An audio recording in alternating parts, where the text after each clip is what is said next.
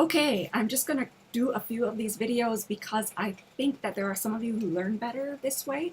So we'll cover everything via the videos as well, or at least some of the things.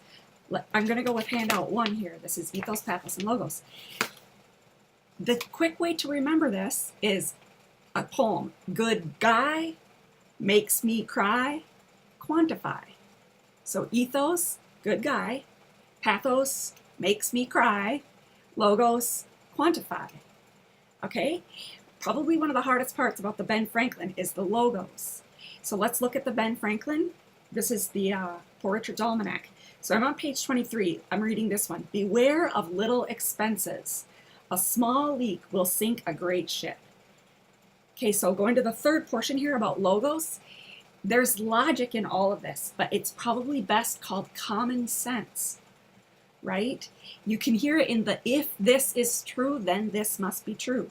I can rephrase this, beware of little expenses, a small leak will sink a great ship, by saying if you have a lot of little expenses and you don't take care of them, then eventually you'll go bankrupt. So you can see he's making a claim and then he's saying if this is true, then this is going to be true too. Now, there's a lot of steps skipped in there, but it's a very simple, common-sensey logic is what he's getting at. The other thing that's logical about this one is the math in it, right? A little bit of money adds up to be a lot of money. That's a mathematical thing. People understand it based on their mathematical capabilities, which we usually call part of logic. Okay, and again, probably the biggest one is the common sense. It's kind of common sense for people to kind of think like this.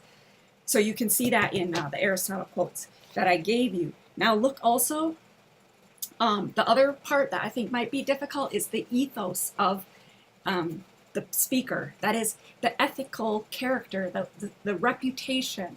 I put this in the end. I said nowadays that also includes the idea of credentials.